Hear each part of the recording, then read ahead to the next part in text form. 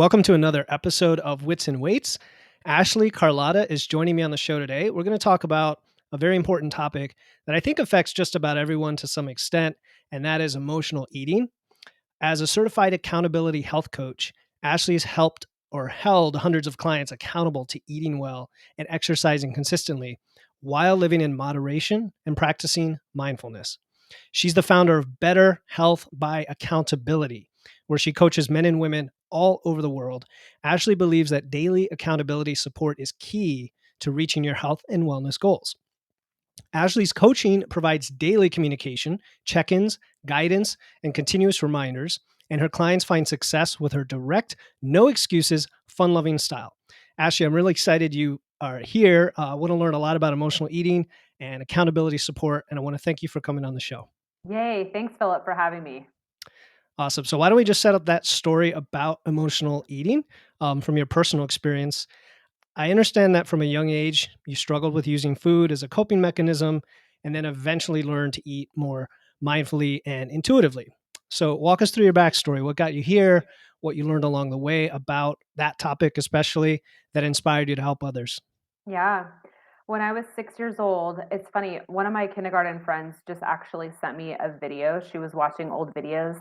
Mhm. I was overweight even as a 6 year old. And so I didn't even know it. Obviously, you're so little at that time until I started comparing myself to the other girls around me when we had to be in this show. I had to wear a leotard and tights, and I was crying to my mom. I didn't want to go out on stage. And it was from then I knew that I was bigger than other kids my age. And it took me through my life like that. Like I never got control of it. I always finished everything on my plate.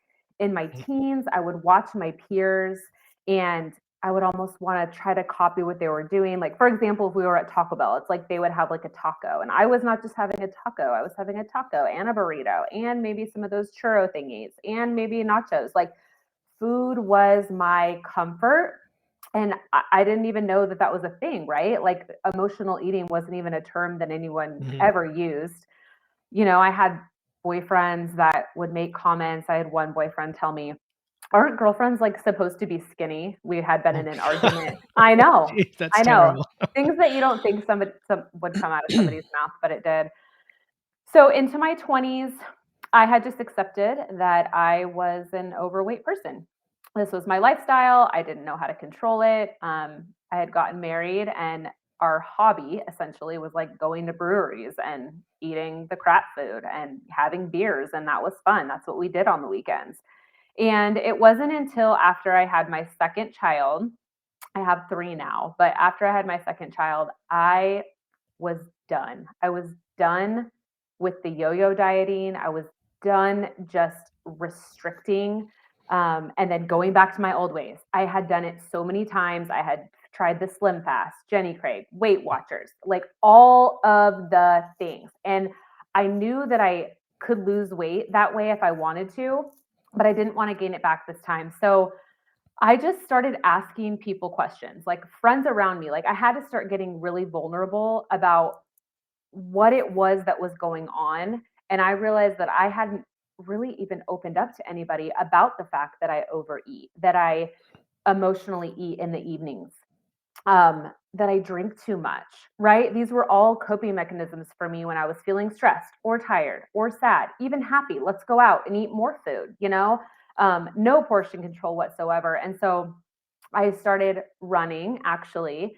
I always danced growing up. I danced and stuff, but I was Mhm. like, you know what? I'm going to try something new. So with one of my good friends, we started running. First, it was like a mile, and then it was 2 miles, and then we got all the way up to like 6 miles, and I ran a 10K. I started eating actual food that was fueling me, protein. I didn't even know what protein was. And I got into my fitness pal and I started tracking my calories and my macros and Mhm. putting it all together. And it just started working for the first time. And I got down to my goal weight and I maintained it for a couple years, which I had never done ever, ever, ever in my life had I maintained a weight for 2 years. Then we decided to have another child. And after I had her, I had, about 25, 30 pounds to lose. And I couldn't find the motivation. I knew what I had to do. I had done it before. I had maintained it, but like Monday would come again and here we were. So I decided, like every normal person, to put myself on Instagram and let everybody follow my journey. I had no Yep. intention of starting a business, nothing. But people started asking me, "Oh my gosh, like, what are you doing? What program are you on? What exercise place are you going to?" And all these things. And I was like, "Look, I'm just eating healthy. I'm getting enough sleep, I'm drinking enough water, and I'm doing my at home exercises. And it's not like a whole hour a day. It's just short little spurts, and I'm doing it consistently. And this is how you get to where you want to be." But for me, it was them watching me and holding me accountable. And I Mm, was doing weigh in Wednesdays. And that was just the missing piece for me, is having somebody watching what I was doing so that I couldn't make excuses.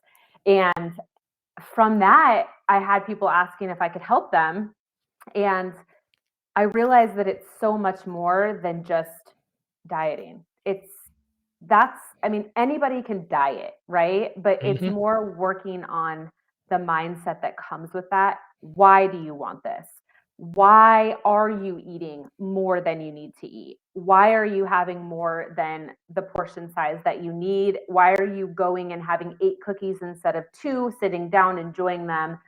All of that. And so that's what I help a lot of people with, is planning how they want to go into a scenario and then coming back and reporting how they did. And once you practice that over and over and over, it just starts to become routine, and you can get out of that cycle of choosing food and drinks for a lot of us mm.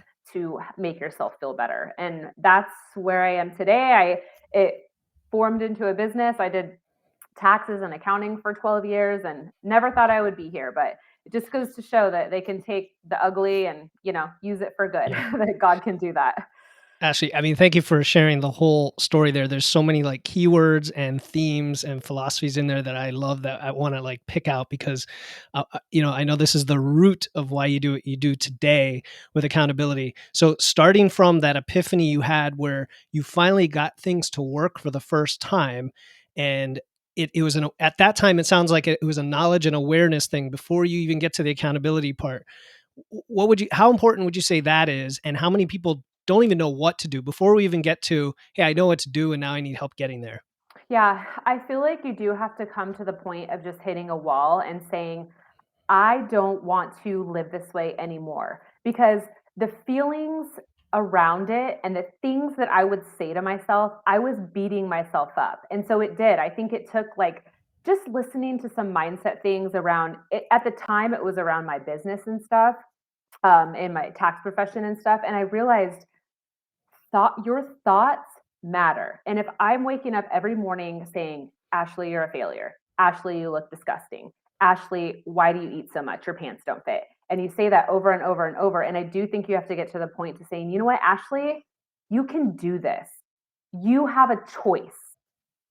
Buckle in, get it done. You can do it." And you have to get to that switch where you make that decision to say, I want something better for myself, and I'm not going to look back anymore. Is it going to be easy? No, but you can do it. You put one foot in front of the other. Sometimes you back up a little bit, but you keep going. And no longer was I going to say, I screwed up this Friday, I'm going to screw up the rest of the weekend. And here I am Monday, super pissed at myself. Hmm. And so, yeah, I think it gets to that. And, when I talk to people on discovery calls in the beginning and stuff, like there's a lot of tears, and I feel it. I feel their pain, and it makes me so sad. And I just want to get in there and, I really, really, really want to help them, because there is hope on the other side of this. There really is.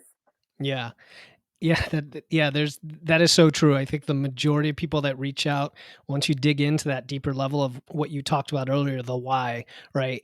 Get to the limiting beliefs, get to understanding not just the why I want to lose weight. Okay, why do I want to lose weight? Why I want to, feel better about myself? Why do I want that? And you go on and you find the deeper core. Yeah. How could people discover that for themselves, and is that the first step? And then how can people do that? Yeah, I think again that takes sitting with yourself and being honest with yourself. A lot of times I know, especially for me, it's like every time I would think something negatively about myself or want to change, I think in my head it would be like, that's too hard. That's going to take a Mm, long time and whatever. And so you have to put pen to paper and really write, why do I want to change this? Is it because I want to be able to keep up with my kids? Is it because I just want to feel pretty, or do I want to feel more tone? I want to feel strong. I want to have energy. I don't want to be beating myself up anymore. And like write those things down. And then you have to figure out, okay, what steps are you going to take to change that then? And who are you going to reach out to help you? And who are you going to be vulnerable with and tell that you're doing this? Because even alongside the clients that I work with, I very much encourage them, talk to your spouse, talk to a few trusted friends, build your team around you so that you won't fail, so that they can encourage you and be a cheerleader for when you feel like you don't want to continue on. They're going to remind you why you want it because A, B, C, D, E. And then you're like, okay, I can do this. You mm. know, you do. You have to come to that point and then you have to figure out why. And then you have to instill the steps to make you actually do it. Right. Okay, so let's get a little more focused on the discussion, more strategic, and talk about the emotional eating specifically, because I could go on for 2 hours with you about Oh, yeah. mindset in general. Okay, um, so we often talk about things like hunger or cravings, right? There, I think there's a Mhm. distinction. Like what, there's hunger, there's emotional eating, there's all these concepts, and people tend to lump everything together. What's the difference between, I guess, true physical hunger and what we call emotional eating? Yeah. True physical hunger is when it starts to build. You can kind of feel your stomach growling, maybe like your energy is not the same as it was. And you should have enough time. It shouldn't be like a snap. I'm so hungry, right? It should have enough time to where you're able to pause, think about what you're going to eat, pick fueling foods. Hopefully, you've prepared a little bit mentally before that so you don't just go to your fridge and open it, right?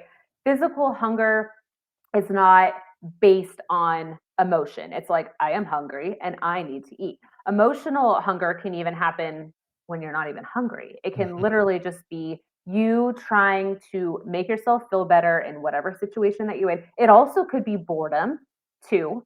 And a lot of times, if desk jobs, especially, like a lot of people are sitting all day long and then they're just eating so many more calories than they would ever have because they're just mindlessly like eating out of a chip bag or they have a candy jar right here or things like that. Emotional eating for a lot of, I'd say most of the people that I work with, happens in the evening time.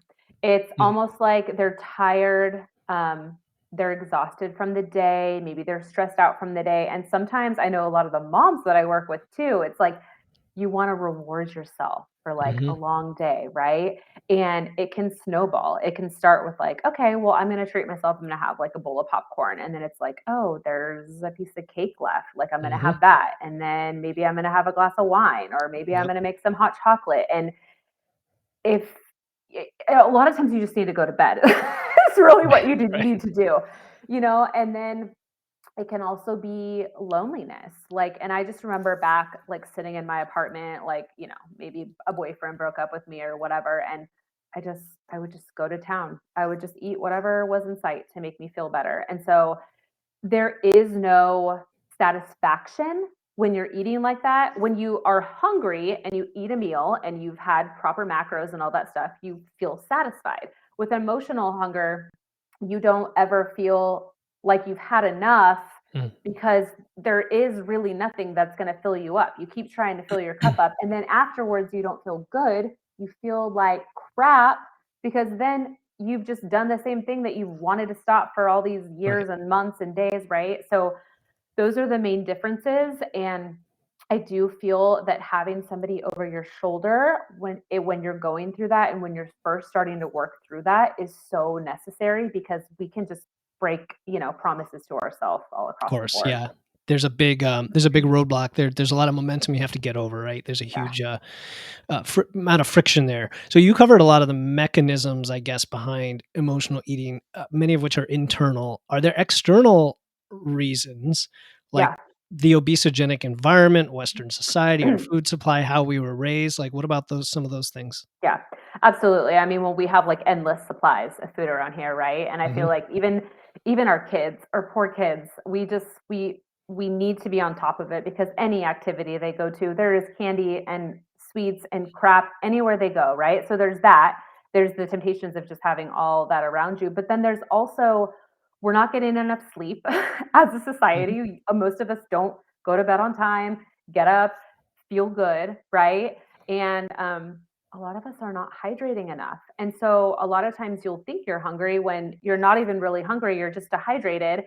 And that used to happen for me all the time. Like I had no idea that there was like, somewhat of an amount that you're supposed to drink throughout the day, especially when you're exercising consistently and stuff like that. It's like sodas and it's a lot.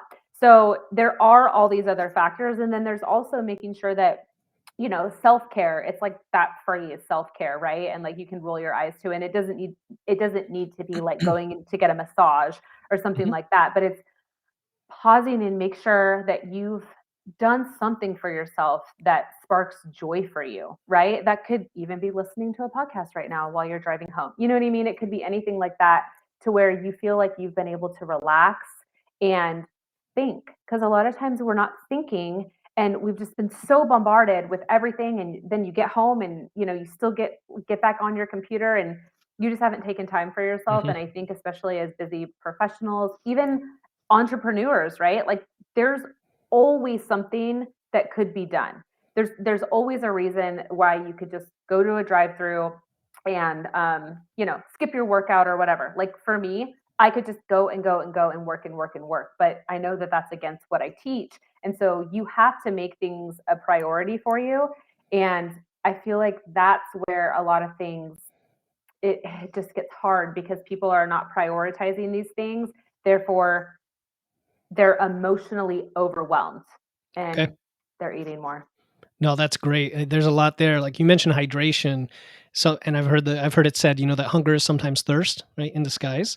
Yeah. And the physical hunger and the emotional hunger that you made a distinction between, it also sounds like there is overlap going on in some cases where you might actually be physically hungry and then you respond in a way as if you were emotionally hungry, perhaps if you're thirsty or something like that. Yeah. So, reducing your stress and getting more sleep and all these are really good tips for people because people don't realize the huge impact that has on your stress and your hormones and everything else that then leads to this overwhelm you mentioned. Yeah.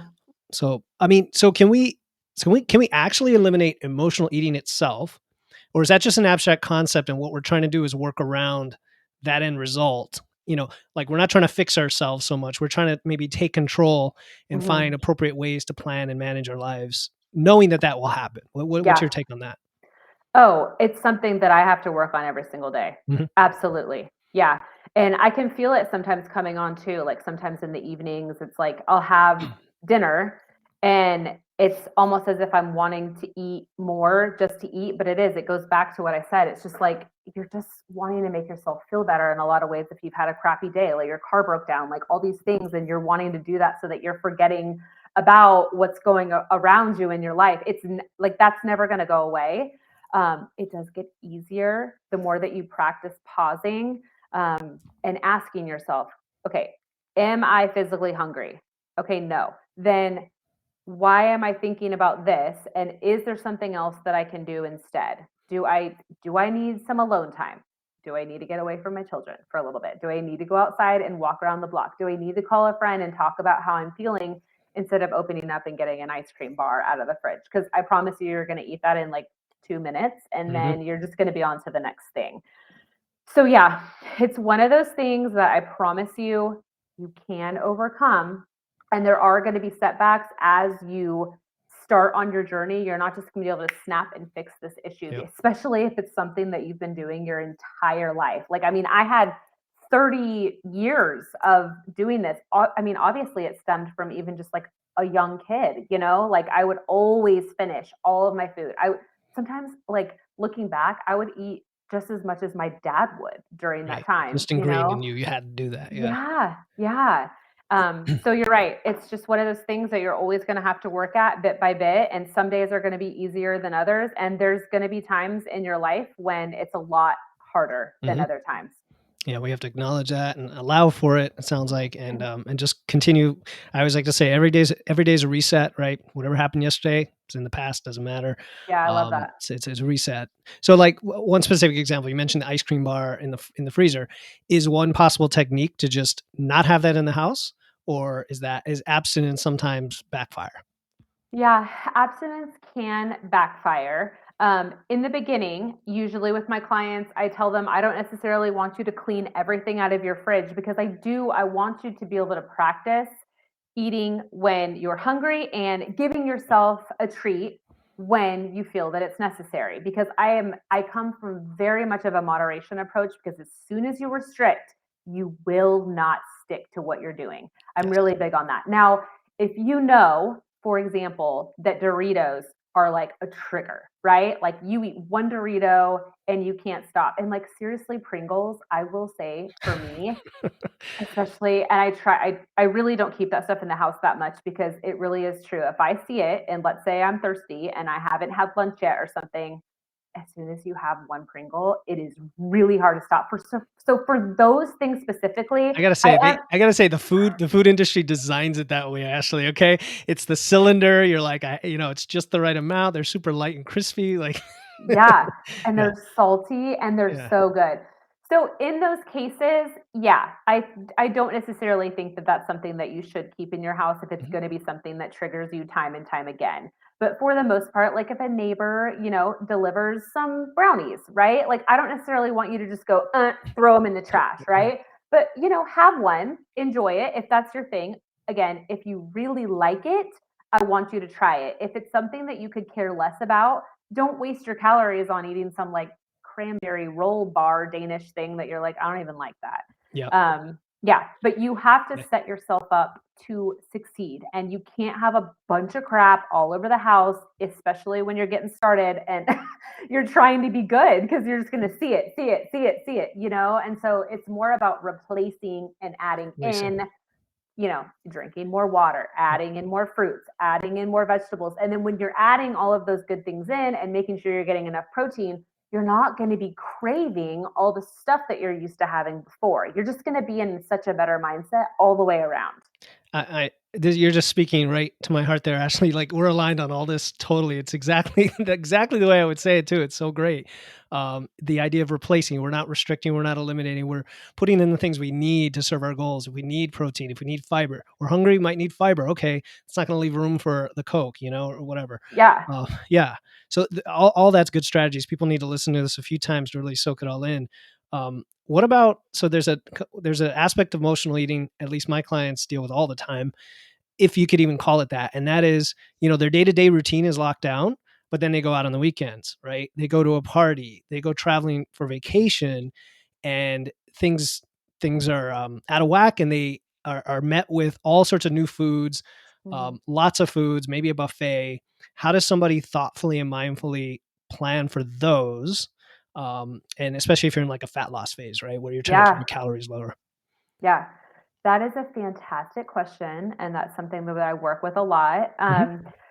What I think the best strategy to do is when you're going into a party or a buffet or something like that to where there's going to be like all these different choices and a lot of foods that you like, probably more decadent ones than not. Hmm. I want you to look at all of your options available to you. Don't just go in and grab your plate and start going, "Oh, I'll have a little bit of that. Oh, I'll have a little bit of that, a little bit of that." No. Then you're going to fill your plate with way too much. So, look at everything, choose what you know you should have first, have some vegetables or some salad. Then, okay, what protein am I going to have? Do I got steak, chicken, fish? What do I have here? Let's put that on there. And then, if you want to try some of the other things, maybe a little bit of mac and cheese. I'm totally pretending I'm somewhere Sure. right now, or a You're little bit thinking of of mashed exactly what you potatoes. wish was there. Yeah. Yeah. Oh, for sure. I'm kind of thinking back to Thanksgiving because we kind of just went through Yeah. that. But Yeah. it's like, Sure. have a little bit, taste everything. If there's a dessert tray or you know what I mean, look at all of them, choose your favorite, have it, enjoy it, and don't drink too much. You've got Mm, to keep having water in between your drinks. If you're in a fat loss phase, I try to have my clients limit their drinking as much as possible, but I love to have a drink when I go out with sure. my friends, when I'm traveling and stuff like that. Drink it slowly and don't get drunk. and don't get buzzed because Yep. if you do, your inhibitions are out the window and you just don't care. And you're not going to be remembering my why. Oh, yeah, I really want to have more energy for Yeah. my kids. So you're No, not you're right. thinking about that. The effects of alcohol itself just compounds the whole thing. You're right. Yeah, Yeah. it does. Yeah. Traveling, that's something I could talk about for a long time too. But I will say my biggest tip on that is even if you're driving or you're flying, wherever you're going, bring some of your own food. I have a list of snacks that I send to my clients. It's like make sure that you have like some protein bars, make sure that you're still taking, your protein powder, your collagen powder, or whatever, those things handy so that you can set yourself up to still succeed when you're traveling, when you don't know where going to be going. Look at the menu ahead of time, whether you're traveling or not, even if you're just going out to dinner, like on a date night or whatever it is. Try to look at the menu ahead of time. Don't like get obsessive over it, right? But just so that you can go in saying, okay, there's these three things I might want to get. I'm going to see how I feel when I get there. But when I get there, I'm not going to just like totally order something else because I haven't even thought about it. And now I'm hungry and now I'm just going to do whatever I want to do. You do have to think ahead. Um, and you don't want to do it, like I said, obsessively in the sense where you're like, oh my gosh, I'm worried. I have clients that go, Mhm. oh my gosh, I'm Right. so worried. I'm going here and I feel like I'm going to fail. It's like, no, well, if you're thinking that, then you are. But no, okay, let's talk about how do you want to go into this scenario? Do you want to have a salad? And maybe you don't feel like a salad, then what could you have instead? Maybe you could order like the chicken and the Brussels sprouts with the rice or whatever. And then plan how many drinks that you're going to have if you are, plan how you're going to approach the scenario if you decide not to have alcohol there, which a lot of us don't. But it's like you can say no. If your friends are getting a bunch Right. of appetizers, try this, try this, try this. You're allowed to say no, and you don't even have to explain yourself. And you're No. probably No. you're good friends.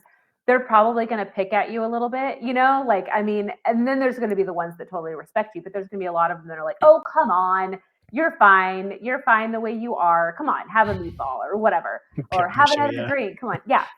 And so I've had all of those different relationships around me. And I had to learn that like I'm my own person. I can say no, but I have to go into it knowing that I'm going to say no ahead of time Yeah. instead of you're just like, oh, okay, whatever. Yeah, I will. I'll try this. I'll try this. I'll try this. And then all of a sudden you're up to Yep. 700 extra calories. And, if you have a goal, you got to be consistent.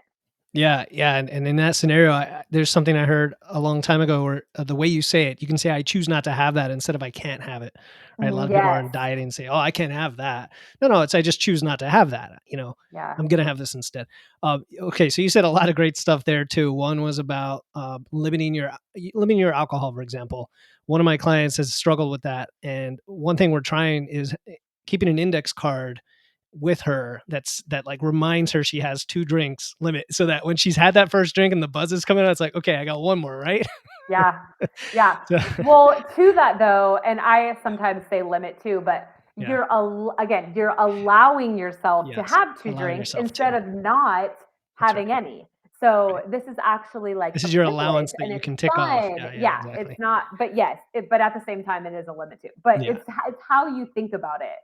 Yes. Yeah, I Yeah, and love then how and you said you that. mentioned also thinking about what kinds of food you're going to have. Like, of course, if you're going to go to a chain restaurant or something that has menus online, you can do that and plan ahead more precisely. But like you said, if you plan to have a salad or lean meat or vegetables, kind of similar to how you would eat at home, but just different Yeah. options. What came to mind there? Oh, the thought of having just the ingredients you can see, right? Because in restaurants, like fats and sugars and salts are added in copious amounts that you can't even Oh see yeah. to make it delicious, right? That's their Hmm. job. So, like, if you can see it, you might be better off too. Who knows? So, okay, good. This is great stuff. So going back to accountability then and planning and all of these wonderful things, some people just don't do it. Some people Hmm. aren't.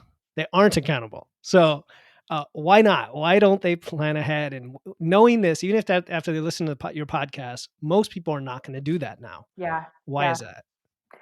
I would say that people think it's just too hard and they Yeah. get overwhelmed and they feel like it is so much work to go to the store, plan what they're going to eat, actually make it, actually get to the gym, and they think they don't have time. And the reality Mm. is that you have time for what you make time for.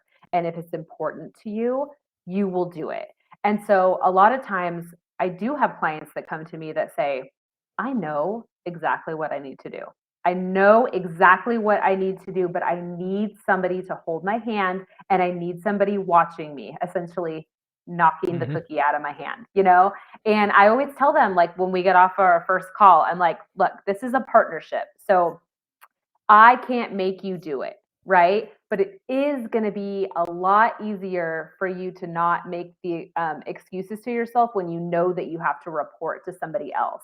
And some people just thrive on that, not only For around sure. just Yeah. eating, but around just their business in general, or getting things done, all that. So I feel that accountability for me personally is one of the only ways that I actually get things done. Mhm. Even if it's like Mhm. my husband asking me to like take something to the post office. Hey, did you take it to the post office? Yeah, Yes, I for did. sure. Or nope, I didn't yet, but thank you for reminding me to do that. For sure. Sometimes we just need the support and the community around us to help us do what we say we're going to do. Yeah, I mean that's the big missing piece for people, right? It's hard to go it alone for a lot of different things, and I can't imagine anybody would say everything in my life I can do it on my own, right? There's something, and I mean, like you said, even just your spouse, you might be the person holding you accountable, and you might not even realize it, and that's what's happening.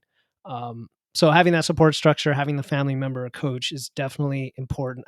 You reminded me of a client that was making excuses the other day with me, and she's like, I didn't do this because this. I didn't do this because this. I did. Oh yeah. I'm like, Okay, what are we doing going forward? I need you to commit. Like I don't want to Yeah. hear it all. That's you." And she knows she makes those excuses, and that's why she Yeah. has a coach, at least in the short term. It's so funny. Why? So then, why do you think it's? Well, I guess you kind of already addressed this in terms of living a healthy lifestyle um, without support. Why it's so hard. I guess we already addressed that. So as far as the making excuses, how do you address that? The example I just gave. Yeah. Well, it's funny. So for some of my clients, I only hold them accountable to their fitness.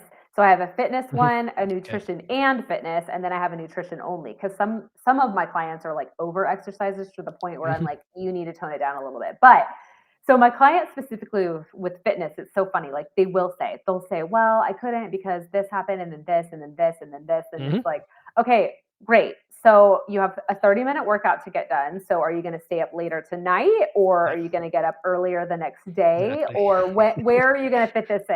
Right. And they're always like, Ashley, okay. Yes, you're right. I do want to do it and I do want to get it in, for that. Now, if it's more tied to like the emotional eating and the binge stuff, that's when I'm like, okay, look, we need to get on the phone and we need to talk through this because we do a lot of texting.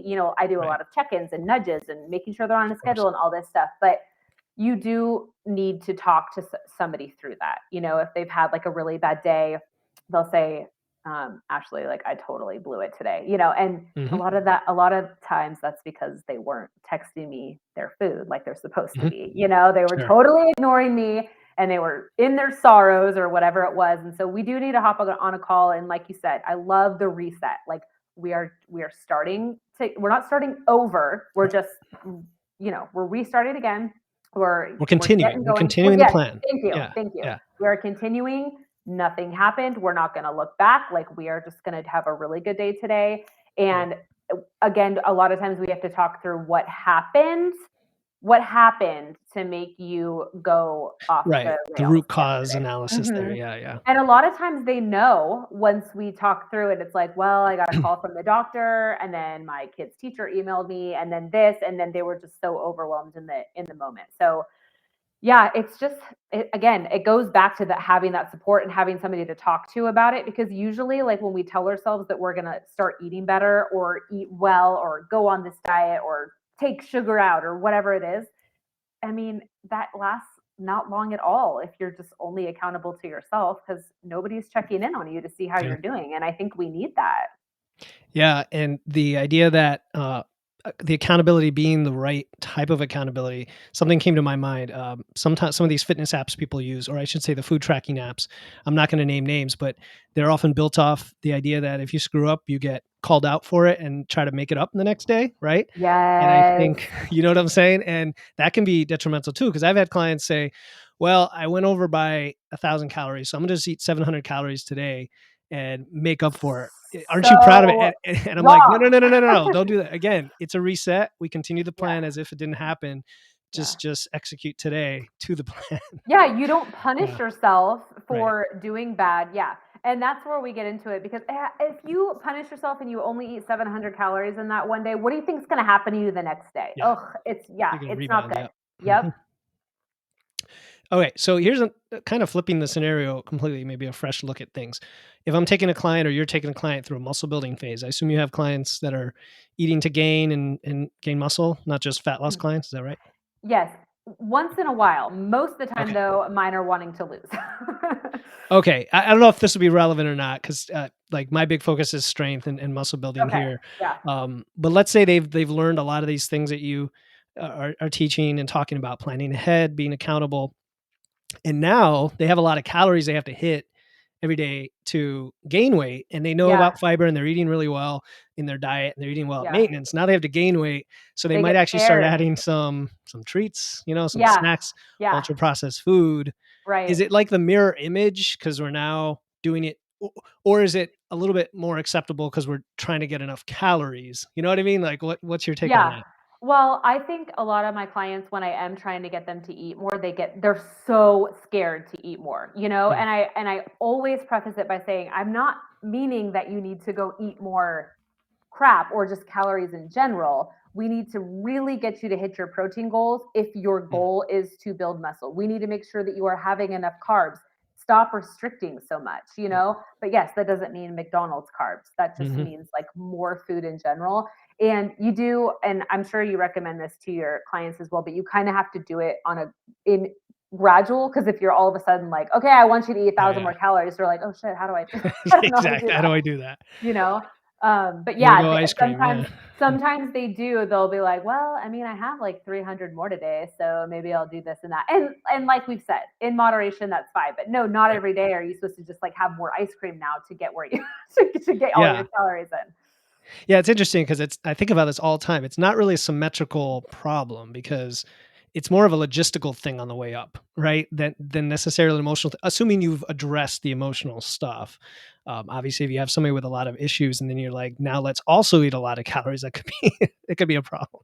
Right. Um, all right, what about the non-food behaviors? I think we addressed that a little bit. Things like hydration, movement, strength training, Mhm. self-care. I mean, you kind of addressed that already, but is there anything else you want to add there?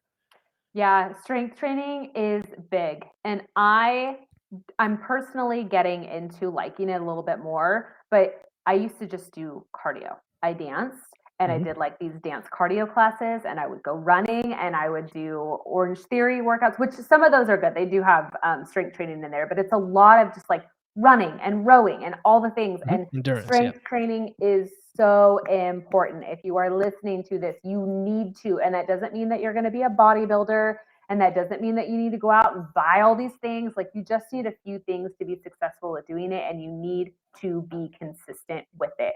I usually recommend 2 to 3 times a week for my clients, even if it's 20 minutes. Like, if you're going to go Mhm. for a run, awesome, do that, but come back and do some strength training too. So that's my big thing on that. A lot of times when I talk to people in the very beginning, I'll ask them, I'll say, about how much water do you get in a day? Usually they can't answer me for one. And for two, a Mhm. lot of times it'll be like a 2 o'clock phone call and they're like, oh, I actually haven't even had any water today, but I've had 3 cups of coffee. Yeah. It's so important to drink your water. And one thing that we didn't talk about is like, I am a big believer in having breakfast. Now, sometimes people like to have like a little bit of a later breakfast, like 10 or 11. And I think that's fine as long as you're getting enough calories in Right. throughout the Throughout the day. day. But do not skip your first big meal and make sure they are at least getting 3 meals in. Like, sometimes I'll have clients come to me and say, "Well, I usually only eat like one big meal." I'm like, "No, no, They're no." intermittent fasting a bit, right? Yeah. Yes. Or sometimes 2 small meals, and I mean, usually there's no possible way that they're even getting to like 1,200 calories at that point Or unless their they're just eating a protein. bunch of crap. Yeah. Yes, 80 grams of exactly. protein a meal or something. Yeah. Yeah.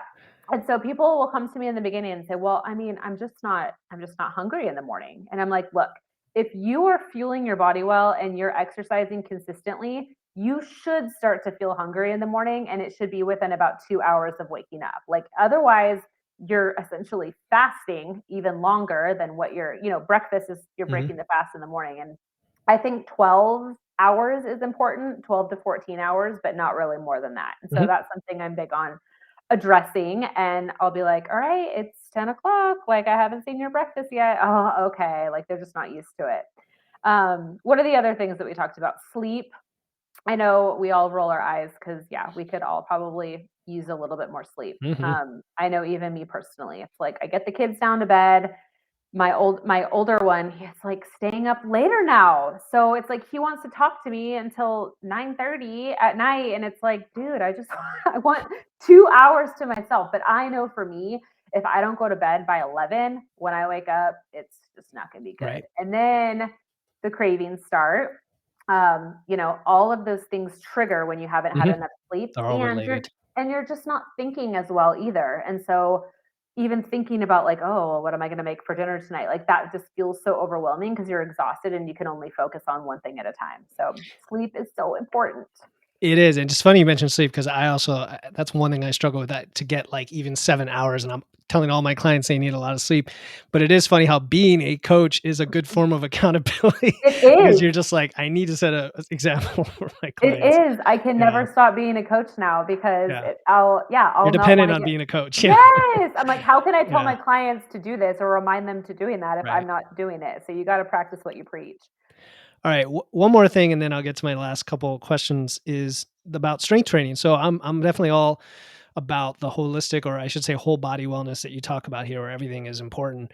But you also mentioned you have clients that just do nutrition. I'm curious how you handle that if they don't do training or exercise. Do you still encourage them to do that as part of nutrition? How does that work? So, yes. So, Yeah. on our call, if they are wanting accountability just for the nutrition, I make sure that they already have a proper workout plan and Cool. I make sure that they're getting strength training in. I mean, I'm not doing it for them, obviously, but we Right. talk about, I say, this is going to be the assumption that you're doing these things while I'm holding you accountable to eat well. Because a lot of times, Nice. people are really good about exercising and then they eat so badly, and Mhm, then mhm. it's like they're wasting all, and not wasting because it's there's other benefits of exercise, but they're putting all this money into these For different sure. programs that they're doing in these gyms, and they're working hard and they're doing it every day and they're being really disciplined about that, but they're not seeing any results because Yeah. they're not eating well. So yeah, a lot of times I feel like for me, exercise was always something that I was really good about doing, and I would totally ruin it. I'd be like, I burned 500 calories. Yes. Yeah. Well, I'm going to go eat a 2,000 calorie dinner. Go me. Right. Okay, I was wondering about that because, I mean, the way I like to put it is, what's more important in a car? Is it the engine or the fuel? It's both, right? And so the engine is Mhm. like your strength training, is giving you a bigger, powerful, faster engine, and your fuel is your nutrition, and they go hand in hand. So like for me, I'm a little bit more hardcore in that my clients all have to be strength training like with Good. me. But I was always curious about that because I have heard coaches that are like, I don't worry about their training. I'm a nutrition coach, and I'm like, I don't think that's a quite the best approach. But okay, No. cool. Yeah. One thing, I have clients that come to me through some of these other programs, and I won't name names, but if Hmm. you're told on a program that you shouldn't be exercising for the first 2 weeks or the month, red flag. Yeah, Like for sure. nothing should be telling you that you can't exercise, and that means that you're probably not getting near enough calories. So Yeah. just know that. Yeah, so much stuff out in the fitness industry we could like talk about. Mhm. All right, so this is the penultimate question I like to ask everyone, and that is, what one question did you wish I had asked, and what is your answer? Yeah. I would say probably, why should someone invest in themselves, and why should somebody invest in a coach? And my answer to that would be that you do need to have, I feel like, some skin in the game. You know, if you're not putting like money on the table to say that you're going to do something, you're probably not going to do it. You Mhm. know what I mean? It has to be a little bit scary. Anything that you go into where you're trying to create change is going to be a little bit scary because you kind of have doubts in yourself, right? Like, am I really going to do this? Am I really going to do this time? But if you're reaching out, just like, for example, working with a therapist, right? Like, something is going on in your life that you need help for, and you're at the point where you're going to go get help for it, and you're not just going to go to a therapist for free. So, as health coaches, we are not therapists, but we are there to support you and encourage you and keep you on track. And it is an investment, and you are worth the investment, but you have to know that within yourself. And so, a lot of times people will say, they'll ask me for my price like up front, like before even asking like Sure. about how our coaching works and stuff. And it's like, well, let's talk about you first, and let's talk about what you need, and let's talk about why you're even interested in this Hmm. before we even go into the pricing. You know what I mean? Because you can work around your financial situation to do anything that you want to do if it's really important to you and within Sure. reason, obviously. But yeah, you've got to invest, and you have to ask for help if you're in that cycle that you can't get out of, because otherwise you're just going to stay there. There you go. I mean, and what's more important in life than your health, right? Yeah. So, I mean, the stuff people pay for and pay lots of money for that don't get them anything, and then the Yeah. importance of your health. Yeah, so that's excellent. Ashley, this has been awesome. Oh, the last question, of course, is where can listeners find out more about you and your work? Sure. Yeah. If you're interested in my one on one coaching at all, my website is betterhealthbyaccountability.com. And I have a little freebie on there for you if you want to learn how to live like a normal person while still losing weight without dieting. So go grab that. And then I hang out mostly on Instagram at Better Health by Accountability, and I'm really good about getting back to messages and stuff. So just come say hi, and if you have any questions, and I'd love to help you. Awesome. I'm going to share all that stuff. And as we were getting ready for the podcast, Ashley was super responsive, and I've checked out all her information and material, and definitely encourage you to go check out her website, betterhealthbyaccountability.com. I And know it's a again, her mouthful. yes, no, it's okay. And her Instagram handle at betterhealth by accountability. It's all Yep. consistent. So, all right. I want to thank you for coming on the show to talk about what I think is a critical, really important topic, maybe the heart of this whole coaching thing, and how people get their results and success, and also for helping make an impact in the world. Thank you. Yeah. Well, I appreciate you having me on here, and keep doing your good work. And I'm going to keep looking at all your reels that you do because they're great. Awesome. Yeah. Yeah. There's plenty of podcast episodes too. That's my preferred format is the long form. Yeah. So, all right. Thanks for coming on the show, Ashley. All right. Have a good day.